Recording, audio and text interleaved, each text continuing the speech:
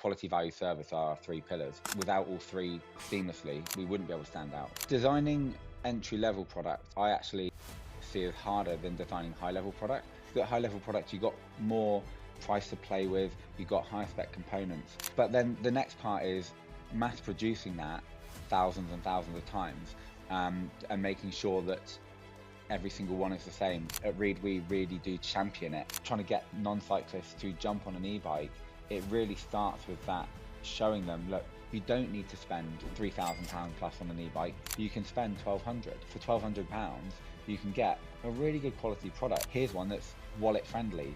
Here's one that's still got all the same test reports and test certificates. Our mission is to make cycling and e-mobility accessible to all. We just want to make something affordable and fun ride really, really great. Welcome to BikeBiz Podcast. I'm your host, Pedro Couto Lopes. You can find me hosting another podcast called Ride to Success. And in this episode of BikeBiz Podcast, we are joined by Rob Akam, CEO of Reid Group. This episode will give you a front row seat into how global player like Reid is reshaping their UK presence and what makes a retailer support model different and how they view the future of e-mobility. And we are proud to announce that this episode of the podcast is sponsored by Reid Bikes, now distributed in the UK by Windwave. Reid is on a mission to make cycling and e-mobility accessible to all through affordable bikes and e-bikes. So go and check them out, find out more at reidbikes.com. And make sure to follow the BikeBiz Podcast wherever you listen. That's the best way to let us know that you enjoy the show and for you to help us grow the podcast. Now, before we get into this conversation, you will hear Rob's unfiltered take on 4 key things. 1, why 2025 marked a turning point for the UK market. 2, what not to do when designing entry-level bikes. 3rd, how AI, compliance, and people power are transforming Reid's global operations. And last but not least, why your average commuter is more important than you think. Now, let's continue this conversation with Rob.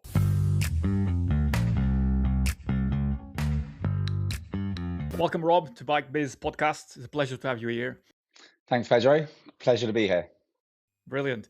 So let's kick off with your take on 2025. It's been quite a year. Some people are still struggling. Some people are flourishing. What stood out the most for you personally and professionally over the last year? So with Reid, we trade in many different markets, but I'll try and answer this more specifically to the UK for the BikeBiz audience. The UK market did have a better year according to BA data. Reid weren't distributed in the UK in 25, but we are in 26. So we were keeping a really keen, close eye on it to see what trends were happening, weren't happening, where sell-through rate was best, so that we can work with our new distro to ensure that we hit the market with the best product we can next year. So we actually did keep a really, really close eye on it. And the things that we see happening is that really mainstream acceptance on 20-inch e-mobility products. So Rad Power obviously did really, really well with it over the years. And it's kind of become an acceptance of the norm. And in other markets internationally, we're doing tremendously well with that kind of product now. So that's one thing that certainly stood out and I think has been a real success story in the industry in 25. We've also seen a lot of the core entry to mid-level analog categories catch up. And by catch up, I mean some markets were still sluggish and still had this hangover effect, it felt like, from COVID, where orders can be cancelled. And so they still had replan orders flowing through. And it just seemed like the longest hangover in the world in some markets. And the UK did feel like that for a couple of categories. But I think that that's come to an end now. And I think pretty much everybody is starting 26 clean and in a much better position, which is really, really exciting. The other side, on the tech side, obviously the biggest story of 25 was the growth of AI, right? And I think businesses that aren't using it in some way will be left behind, or their expenses will be higher than those that do. At Reid, we really do champion it. We use it in every aspect of the business. So every team uses it in some way. Personally, I use it for everything from polishing documents, creating templates for documents. We never use it really for content creation. because we do feel that that needs to be authentic. And we never use it for lifestyle photography or lifestyle image creation unless it's something brand new, internal, B2B only with trusted clients. And we explain that this is AI just to show you its purpose. We will never ever use it for external imagery or videography. I don't think it's there yet. And we're kind of known for great lifestyle shoots. So it kind of, I feel like a fraud if we did. Yeah, you would be shooting But yourself in the foot there. exactly. But teams using it for lots of different functions and trend analysis, whether it's finance function or product sales function, or being honest, after sales function. You know, if something goes wrong, you know, we put all of our tickets and everything into it, and it tells us the patterns and things to look for, and that can help us make better product decisions moving forward. So that's been a really big shift, and that's enabled us to help scale up and grow without increasing the headcount too much. We just to be clear, we're not using it to try and reduce headcount in any way, shape, or form. And I think that'd be completely wrong if any business did that. But I do think it's great to help you grow and supercharge the employees that you've got Yeah, and to increase really help. productivity. Yeah. Yeah, definitely help them grow. And by keeping margins and expenses low, you can give a better deal to your customers as well, or you can give that distributor a better margin, or that retailer a better margin, and the customer a better end price. And that really does fit our mission. So it kind of works for us. Oh, and I was also, that's an interesting point because AI is taking over, and like if you're not adopting it, you are going to be left behind. And I wanted to kind of bring back to the point where you mentioned about partnering with the distributor to start distributing Reid Bikes in Yes. 2026. Wasn't Reid Bikes already distributed a long time ago in the UK by another distributor? Yeah. So I moved back to the UK in late 2014, and we started distributing ourselves, which really went against our pillars because as Reid, we only trade FOB now, so we partner with distributors. We don't distribute ourselves, but back then we did. So we started doing it ourselves, but then the distributor knocked on our door and said, "We want to distribute your brand." That was 2x2 Worldwide, which owned the Land Rover and Shogun trademarks, if you remember them back in the day. Then after that, it went to More Large during COVID times, and they did tremendously well with e-scooters, some of our inflatable paddleboard products, and of course bikes. But then obviously they very sadly went. They were one of the victims of COVID, it seemed. And so we've been kind of waiting, biding our time, waiting to re-enter the UK market at the right time because most of our business, and nearly all of our business, is outside of the UK. The UK accounts for a small percentage of our business, which is why we've got people going to trade shows in Canada next month. Why I go to Australia quite a lot because we've got a lot of clients over there. Yeah, Australia was the The birthplace of original. of Reid. Correct. So when I say I moved back to the UK late 2014, that's because I was living and working for Reed in Australia, and I used to head up the Australian retail business. So we had over 100 staff selling just under 50,000 bikes per year, and it's going really well. And that's when we decided to try and sell internationally. So I moved back here to set all of that up and be back close to family, etc. But So going back to what drove that decision? What drove the decision to okay, we've been monitoring the market since COVID times, as you mentioned. 2025 was still not quite sure, but you started seeing signs that the market was yeah. getting better, and then you decided to partner with Windwave. What drove that decision? Like, what was the strategic partnership there? So John, our commercial manager, um, reached out to them because we were looking for somebody. We weren't looking for like a huge one where we'd be a tiny part of their business, but we wanted somebody that had the ability to grow and scale and the appetite to grow and scale. So we had conversations with just a couple of different people in the market when we felt the market was healthy enough to take on another brand. So then we started speaking with a couple of people. Windwave straight away for us were the one we wanted.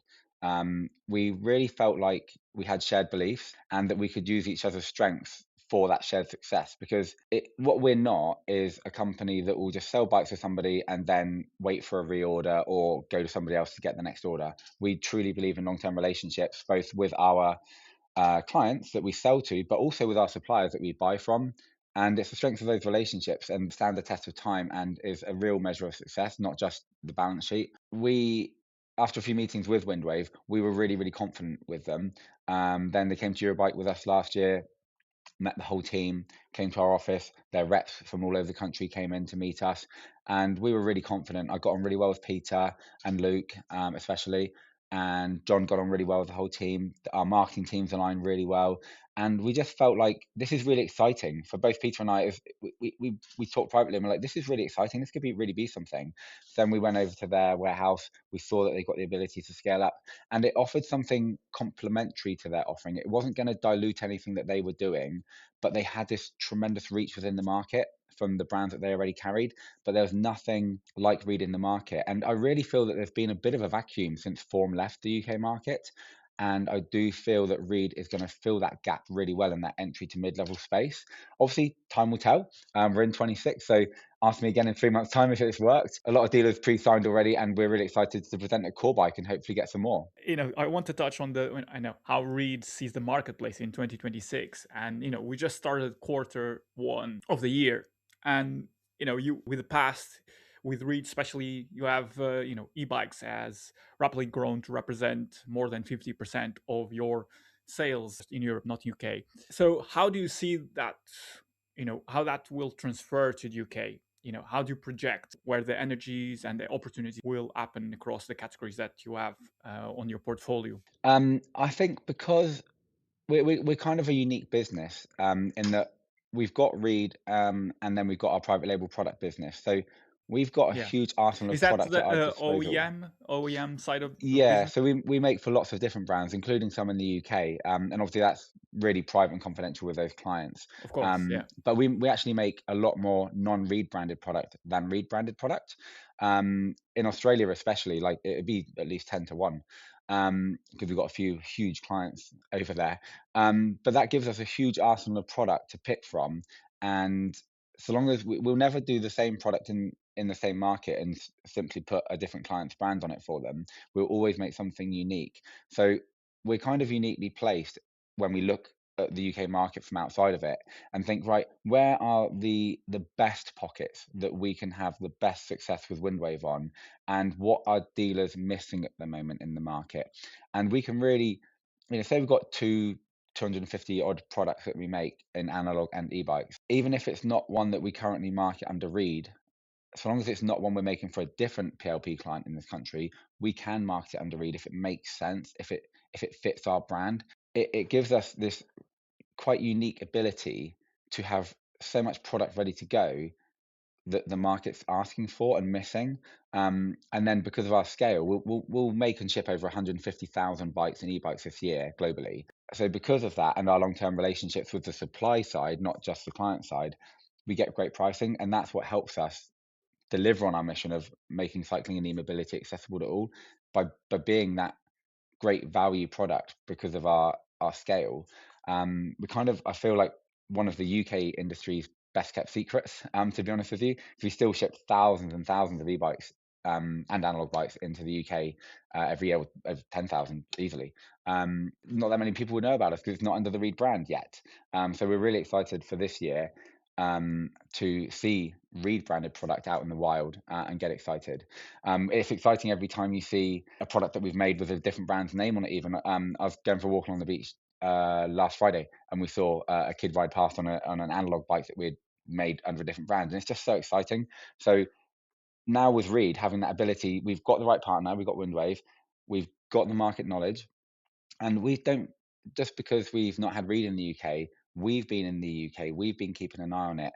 Leon and Piers, our product managers, well, Leon, I had a product, and Piers, our product manager, they've got decades between them of experience with the UK market. Leon was a head designer at Form. Piers was one of the key designers at Tandem Group.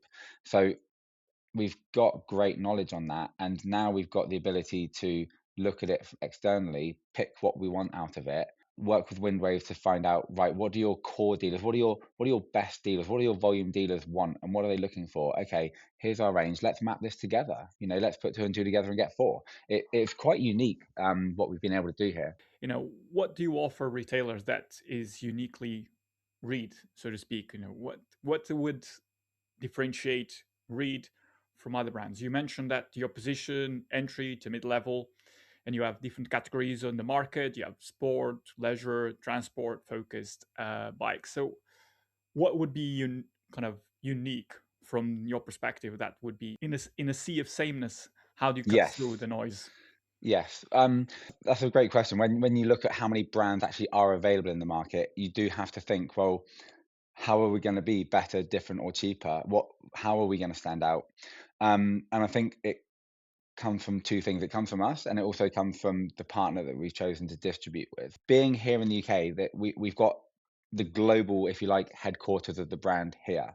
All of the knowledge, really, apart from our QC team in China, support staff in Australia and America. The core team is here. Dealers can have that unique support where, yes, they can call their rep at Windwave. Yes, they can call Windwave HQ, or they can call the brand direct. And some of our team are going touring with the reps to, Leon and Piers and John will be going out and visiting lots and lots of different dealers. And as well, of course, as meeting them at Core Bike. And there's not too many brands where the person that designed the bike is going to go and visit a store. That's quite a unique story. As well as that, it's the full rounded package and having such a breadth and depth to the range where, like I say, we can pick and choose what models we want. Whilst we've got this huge arsenal of product, we don't ever force a distributor or a retailer to take any of it. There's not huge buy-ins. It's, hey, we've got this great range. It's at a great price. Your margin's better than other brands on it. You're going to have tremendous marketing support. Our marketing team over the years have created this huge bank of product images, lifestyle images, product videos, lifestyle videos, geometry charts and everything. It really is exceptional. So, and if a dealer just emails one of our marketing team and says, hey, can you send me 10 lifestyle images on the Classic? That'll be back in their inbox within the hour. So that there's no holdups. Or they'd even say, hey, what's the purpose? Do you want us to do it for you? We've got 4 in our marketing team here in the UK that can do all of that and turn that around really, really quickly for UK dealers. And then the final part of the puzzle for me is creating the best product at the price. So Leon and Piers are both absolute sticklers for incredible geometry, because good geometry doesn't cost money, it costs time to get it right, working with the frame factories that we work with in Asia to, really fine tune those frame drawings. And it doesn't matter how many iterations it takes, we won't mass produce it until it's right. And then we'll get samples, and then we'll make changes, and then we'll get golden samples. The amount of times we have staff going to China to check things, or product being air freighted or containered over, just to make sure it is absolutely perfect. We really do believe in quality. Quality, value, service are our 3 pillars, and without all 3 seamlessly working seamlessly, we wouldn't be able to stand out. But it's the fact that I truly believe we do that enables us to. And so there's two things I want to touch on that, because one is the retailer aspect of it, and the other is the quality. So let's start with the quality, because quality is one of your pillars, as you said. Yes. And you are entering at kind of entry level and midpoint in the market. How do you achieve the quality and the level of spec to guarantee that the experience to the end consumer will be as seamless as possible, so that there is a balance between, as you mentioned, the geometry that needs to be nailed perfectly and the affordability? So designing entry level product or entry to mid level product, I actually Mm. see as harder than designing high level product. Because at high level product, you got more price to play with, you got higher spec components.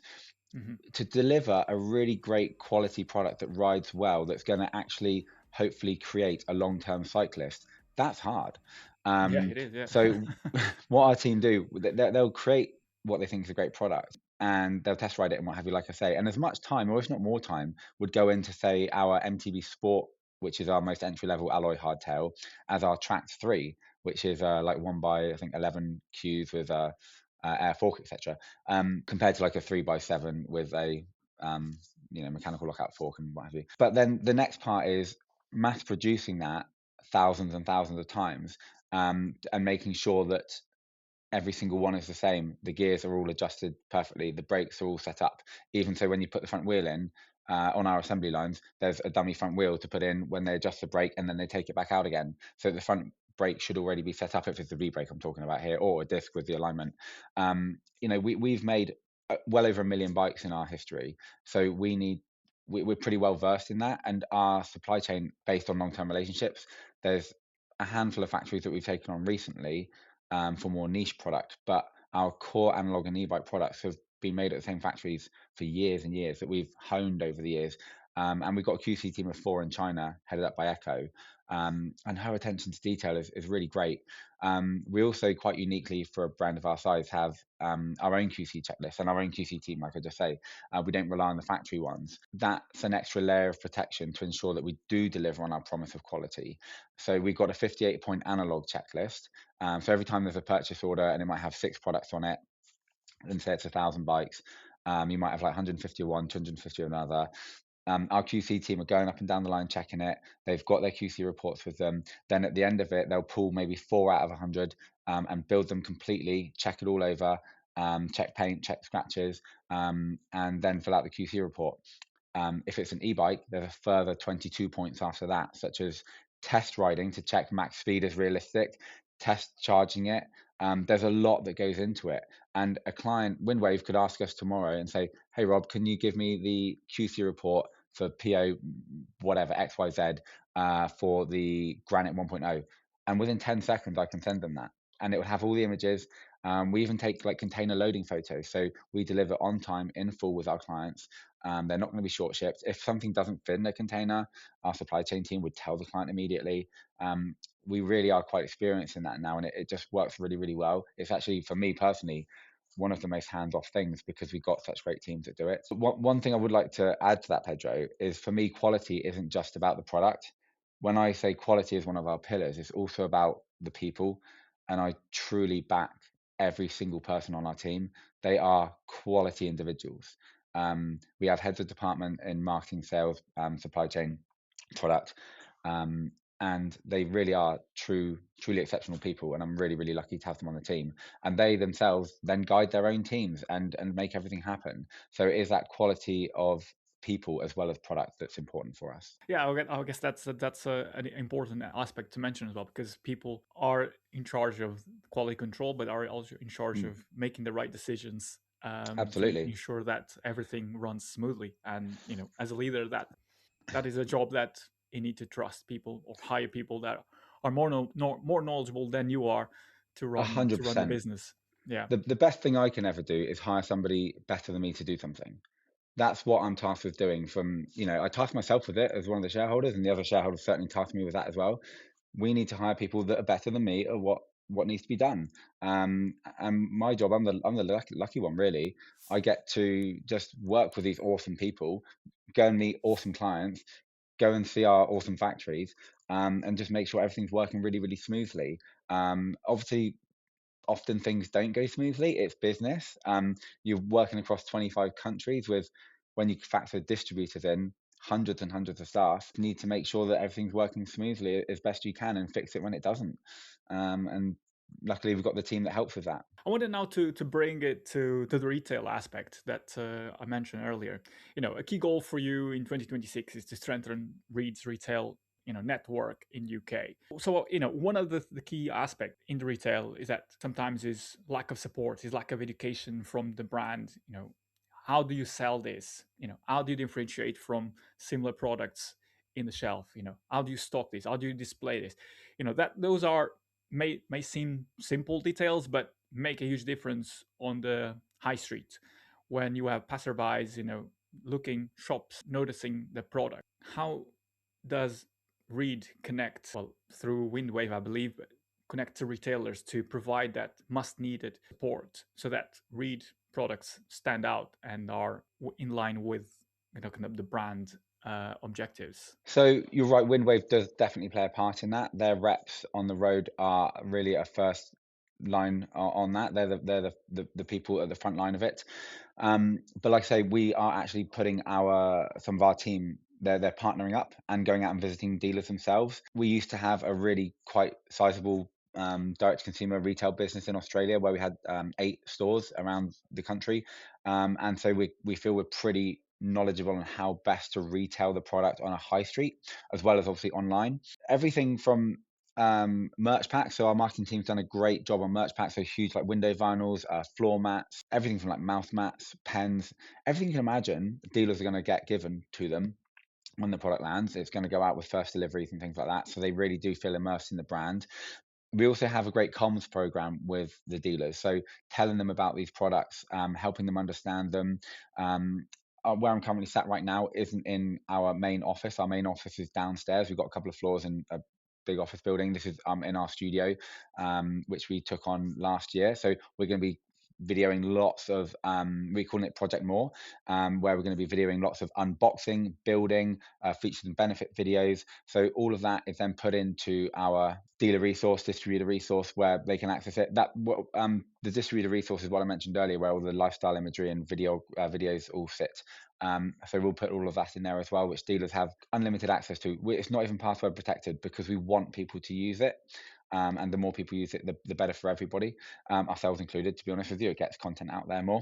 But really, we want to listen as well. We're giving people what we think they need, but I think we'd be naive to think we're giving them everything they need. So as well as doing all of that, we're listening, and we're listening to the frontline people, like the reps at Windwave, finding out, okay, they've got all of this, but what they really want is this. Okay, well, let's do that then. We're really agile as a business. We're really not corporate. If we get asked for something and we think it'll work, we will do it. Our biggest Reid market is the US at the moment, and we do lots for them. So we are their dealer comms. So we do all of their dealer mail outs. The Osco team will give us all of their pricing or specials that they're doing, all their stock lists, all their sales and everything, and we do everything for them, even down to like shop hang tags, sending them out that help in store.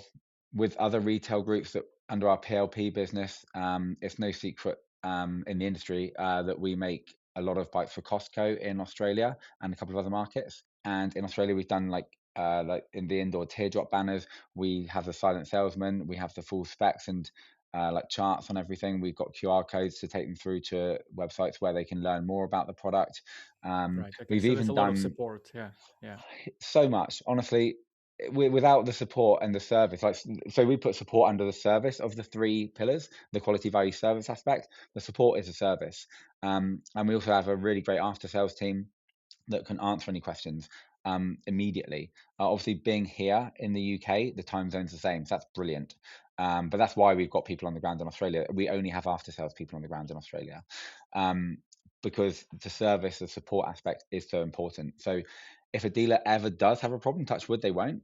But if they do ever have a problem with one of our products, they can either call the rep or they can call us directly, and we will help them. We will support them. We will get that customer back on the road very, very quickly, or off road if it's a mountain bike. So, that's a very comprehensive answer, which is great to understand in more detail how that support, how that service looks like, because it's crucial as you are entering and into kind of expanding your network into 2026. And now I want to zoom out a little bit more and kind of look at the bigger picture and try to understand that, because at the crossroads, I guess, there's a growing shift from kind of understanding that there is a large percentage of the population that sees bikes as a mode of transport, especially e-bikes, cargo bikes. And looking ahead in 2026, how do you see Reid's role in making e-mobility more approachable to the generic public that don't see bikes as sport or as a leisure activity, perhaps? That's a good and challenging question. I think to answer that, I want to start with what we see as the problem, and that problem is high prices and fear of unsafe products. Sadly, most weeks somewhere in the world, you hear of a fire or somebody seriously injuring themselves or worse on an overpowered e-bike or one of those, unlimited speed e-bikes that just aren't safe. So we need to eliminate those fears by offering wallet-friendly price points on tested products. We're really proud of what we do, and how we inform customers about things. So in North America, products are UL tested. In UK, Europe, and Australia actually at the moment, they're using EN as well. They are EN 50604 tested on e-bikes, of course. Batteries, EN 15194, and the batteries are EN 50604 compliant. We've always used the latest standards at every stage. What we don't like is when you see brands pop up or on eBay or Amazon, and you see people just importing products and there's no mention of battery safety, there's no mention of an RHS testing done on the charger and things like that, or it'll even show like a foreign plug socket on the charger, and you're just like, you're not Yeah. helping our industry whatsoever here. I really don't like that, and Mm, I'm pro enforcement. I don't just want mandatory; I want enforced, because we're already doing it. So yeah. I think the safer products become, and I know there's a new register being launched in the UK, which we're working with on as well, actually, Mhm. to help make things safer and communicate safety better. We want to be known as one of those brands that truly believe in the safety aspect. Um, we've never had, touch wood, a battery fire or anything like that where there's not a really obvious explainable reason, like somebody has been testing something on YouTube to really overcook their e-bike or something like that, and they know what they're doing and they know the risk and they accept that risk. We've never had an unexplainable issue, which has been really, really great. And we've never had to call on our insurer in 14 years of doing business because we do it right from the beginning. We follow the best practice in the industry, and we test. We're actually hiring a new head of compliance right now, in fact, for to really strengthen that team. So we do see that as vitally important. So we've got a great relationship with SGS in China for all of our testing, and a couple of different test labs, actually, because they need different accreditations for different markets and things. But we've got within the business a really great understanding of that. So for me, trying to get non-cyclists to jump on an e-bike, it really starts with that, showing them, look, you don't need to spend £3,000 plus on an e-bike. You can spend 1,200, and you can get, for £1,200, you can get a really good quality product that's designed by people that are quite comfortable designing £3,000 product.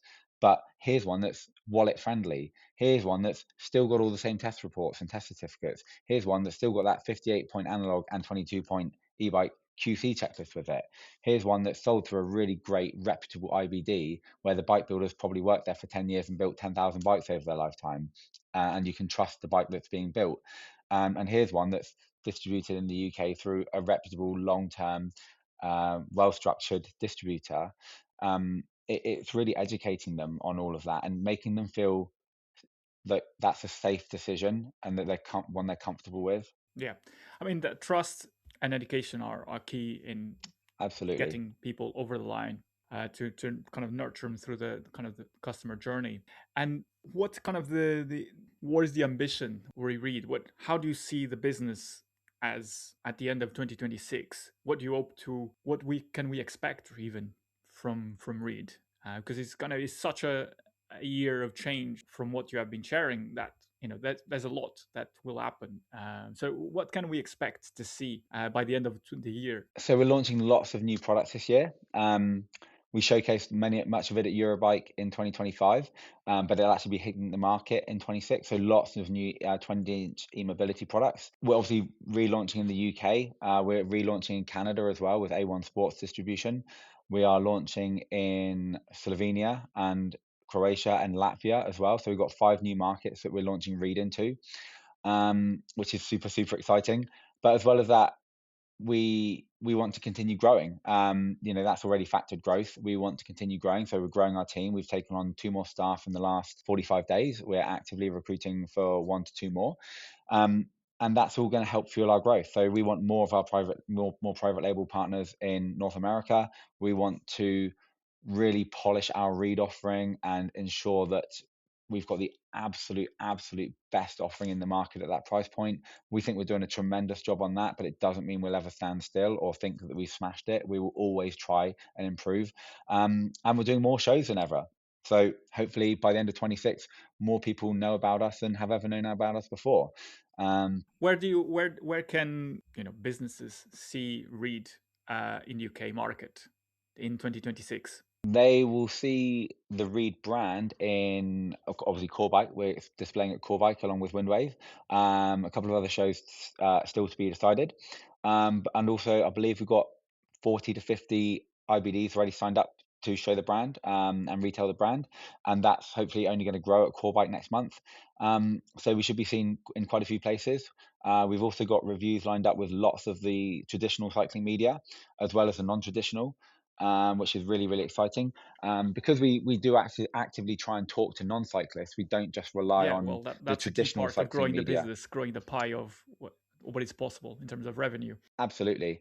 So we just want to help Windwave really launch in the best possible fashion in the UK market. So we're at events aimed at female cyclists. We're at events aimed at mums and kids. We're at events aimed at the IBDs like Core Bike, for example. We're obviously going to be at Eurobike. We've got our biggest booth ever at Eurobike. I think it's around 100 square meters. And we're like between Ananda and Bafang and some other big names. It's going to be a big year. We were at more trade shows in the first 6 months of this year than the whole 12 months of last year. Well, It's going to be a busy that's great year. news. Yeah, That's good lots of start travel of though, the racking year. up the air miles. It's very, very positive and, very ambitious as well. So there's a lot of optimism. I sense a lot of optimism coming from you. Do you feel optimistic Absolutely. about the year coming ahead? 100%. Because we only manufacture to order, we kind of know what the next 6 months looks like. Because a production, if Windwave came to us today and said, we need another 1,000 bikes, these are the ones we want, we would manufacture that to order. We don't sit on inventory, which is actually one of the ways that we survived COVID really, really well. So we would manufacture that to order, and obviously there's a production lead time of maybe 4 months, 5 months, depending if it's sort of more high-end product. It depends on Shimano and some other components. They typically have the longest lead times, but we know what the next 6 months is going to look like, and it does look healthy. And we've got no reason to think that the 6 months after that wouldn't. For us, actually, the second half of the calendar year is a really big year for us because Australia is our biggest market.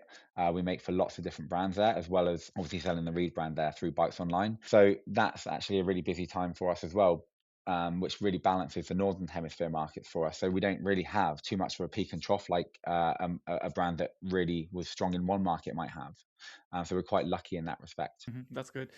Brilliant. I wanted now to kind of, come to a close with a round of quick fire questions. Sure. So the first question I want to ask you is the following. So for you, what's one thing we should stop doing as an industry? Stop making people think they're not cyclists if they're not head to toe in Rafa gear on a $8,000 Specialized. You can be a cyclist. I bet that a lot of people that commute on a £500 hardtail even would rack up more miles than a lot of the mammals of the industry that consider themselves true cyclists. I think we need to get that out of our head. A real cyclist for me is someone that gets on a bike for enjoyment or through necessity, for example, commuting. And they're the people that fuel the industry. They're the people that do it and then might really enjoy it, and then they upgrade to the next one, then they upgrade to the next one. That is a true cyclist just as much as the elite people are. I mean, I would certainly fall into that category. Starting on a hard, a secondhand flat Yeah, handlebar bike, and then just progressing my way up, just because I was commuting exactly. to work and racking up the miles and enjoying doing it. Not with never an ambition of becoming something that I A think is voice in the impossible, but industry that you now just love. it was the need. Yeah, yeah. No, that's how No, cyclists come to be cyclists. We all started on stabilizers, didn't we? yes. Yeah, if you want to go that back Yeah, further, that exactly. I mean, you do provide as well kids bikes. we do. Yeah. I wasn't trying to So segue into that, by the way. what's the second question is, what one thing we should start doing as an industry? Kind of ties in with that, but making people feel good that want to get on a bike, and not saving your best geometry or your best products for the high price points. Make them affordable. Um, if you look at that affordability pyramid, there's lots more people down the bottom. That's a huge audience. We're not trying to be the absolute entry level, making what I deem as some stuff I see on the market. I wouldn't touch. I don't think it's safe, even if it has got an ISO report. I wouldn't touch it. I'm also not trying to be at the top where you spend as much on marketing or more on marketing than you do on product development. There's this great band in the middle, and they deserve great products. They really do. So that's one thing.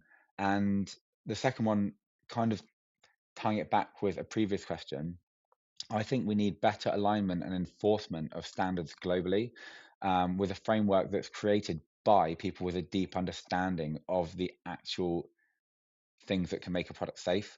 You can't have somebody that knows nothing about e-bikes, for example, trying to create or enforce an e-bike safety standard. I don't think you really do need people that know and understand it to help governments create the right framework. I think EN 15194 is great, and the new versions of it, and newer versions of it.